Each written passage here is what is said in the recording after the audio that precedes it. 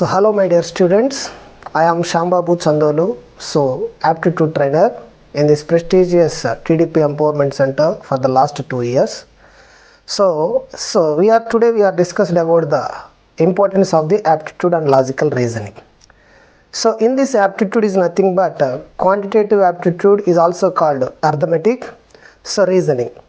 So యాప్టిట్యూడ్లో మెయిన్గా discuss చేసుకునే టాపిక్స్ ఏంటని అబ్జర్వ్ చేస్తే BODMAS, fractions, divisibility rules, profit and loss, simple interest, compound interest, percentages, ratios and proportions, averages, data interpretation, data analysis.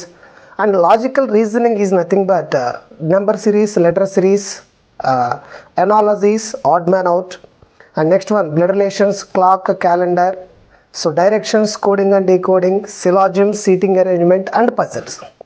So nowadays ఈ aptitude ఎలా use అవుతుంది, అసలు ఎక్కడ యూజ్ అవుతుంది కనుక మనం అబ్జర్వ్ చేసుకుంటే 3 పార్ట్స్గా డివైడ్ చేసుకోవచ్చు. One is software field, another one is government examinations, and third one is entrance examinations. So software ఎగ్జామినేషన్స్కి వచ్చేసరికి సాఫ్ట్వేర్ ఆస్పిరెంట్స్ మెయిన్గా ఫీల్ అవుతుంది ఏంటంటే ఎంట్రన్స్ ఎగ్జామ్స్లో ఫెయిల్ అయ్యి బయటకు వస్తున్నారు.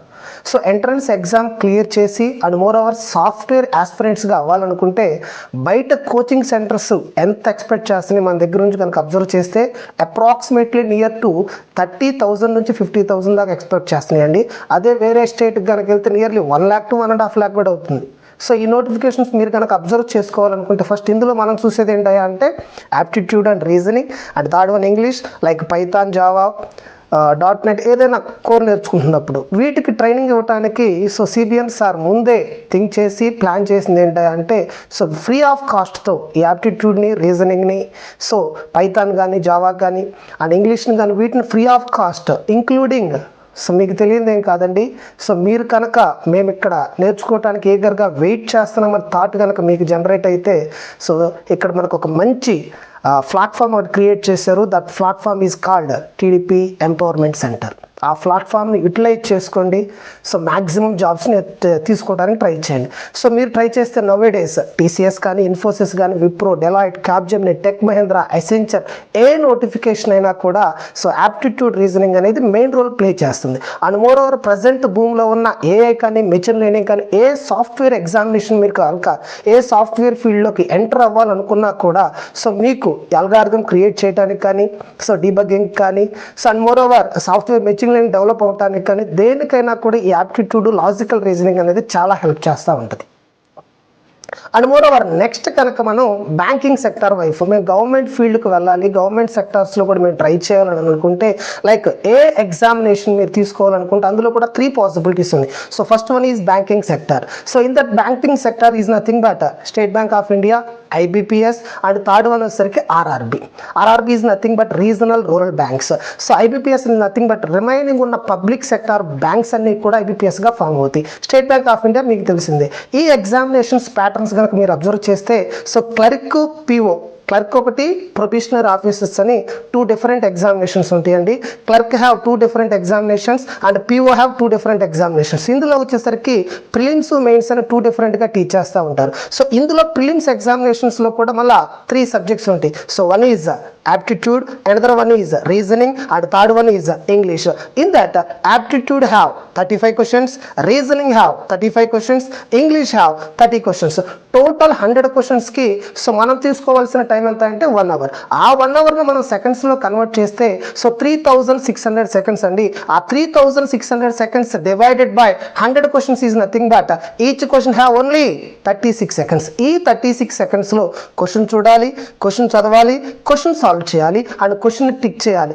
ఇంత స్మార్ట్ థింకింగ్గా ఎలా ఇంప్రూవ్ చేసుకోవాలి అని కనుక మనం చూసుకుంటే ఏ గవర్నమెంట్ ఎగ్జామినేషన్లోనైనా like RRB railway recruitment board కానివ్వండి, ఎస్ఎస్సి స్టాఫ్ సెలక్షన్ కమిషన్ కానివ్వండి. ఎస్ఎస్సి అంటే మీకు తెలియదు ఏం కాదండి.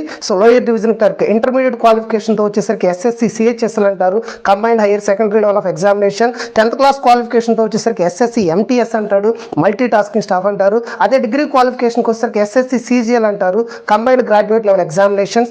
ఇందులో మీరు కనుక అబ్జర్వ్ చేసుకుంటే ఇన్కమ్ ట్యాక్స్ ఇన్స్పెక్టర్ అంటే like income tax officers exams crack చేయాలనుకుంటే సిజిఎల్. ఎక్కడికి వెళ్ళినా కూడా ఫస్ట్ ఒక ఎంట్రన్స్ గేట్ని క్లియర్ చేయాలి అంటే మనం ఎక్కువగా డిపెండ్ అవ్వాల్సింది కన్ఫామ్గా యాప్టిట్యూడ్ రీజనింగ్ మీద మాత్రమే. సో కాబట్టి నవేడేస్ ఈ యాప్టిట్యూడ్ రీజనింగ్ అనేది ఇంత ఇంపార్టెన్స్గా ఉంటుంది. అండ్ మోర్ ఓవర్ నెక్స్ట్ కనుక మీరు అబ్జర్వ్ చేసుకుంటే ఎంట్రన్స్ ఎగ్జామినేషన్స్ ప్రజెంట్ మెయిన్గా బ్రేక్ చేస్తుంది ఐసెట్ ఎగ్జామినేషన్. ఐసెట్ వచ్చేసరికి 80% of the syllabus completely depends on quantitative aptitude and reasoning. And next one ఆర్సెట్. మీరు కనుక టీచింగ్ ఫీల్డ్లోకి వెళ్తే ఆ టీచింగ్ ఫీల్డ్లో హైయెస్ట్ పీక్ వెళ్ళాలంటే లైక్ ఇంజనీరింగ్కి ఎంసెట్ ఎలాంటిదో అలానే పిహెచ్డికి ఆర్సెట్ అలా ఉంటుందండి. ఆ ఆర్సెట్లో కూడా క్వాంటిటేటివ్ యాప్టిట్యూడ్ని మనం క్లియర్ చేయాల్సిందే. గేట్ గురించి తెలిసిందే మీకు. ఎంటెక్ కంప్లీట్ చేయాలనుకుంటే అదొక ఎంట్రన్స్ ఎగ్జామ్ మీకు తెలిసిందే.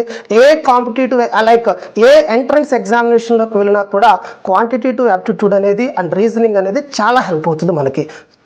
రైట్, లాస్ట్గా మాట్లాడుకునేది ఏంటంటే యాజ్ యాప్టిట్యూడ్ ట్రైనర్గా నేను చెప్పేది ఏదన్నా ఉన్నాయా అంటే ఈ సిచ్యువేషన్స్, ఈ అవకాశాన్ని బయటకు వెళ్ళి ఎక్కడెక్కడికో వెళ్ళి అంతంత అమౌంట్ తీసుకుని ఫినాన్షియల్ స్టేటస్ ఉన్నా లేకపోయినా అండ్ మోర్ ఓవర్ అక్కడ 30,000-40,000 స్పెండ్ చేసి కాస్ట్ ఆఫ్ లివింగ్ మెయింటైన్ చేసే పాసిబిలిటీస్ ఉండొచ్చు, ఉండకపోవచ్చు. బట్ ఇక్కడ మనకు CBNSR ఫ్రీగా ఇస్తున్నారు కాబట్టి ఈ యొక్క ప్లాట్ఫామ్ని యూజ్ చేసుకుని మంచి జాబ్స్ తెచ్చుకుంటారని ఆశిద్దాం. టోటల్గా అందరూ కూడా ఈ అవకాశాన్ని ఉపయోగించుకుంటారని సద్వినియోగం చేసుకుంటారని అనుకుంటున్నాను. Thank you one and all.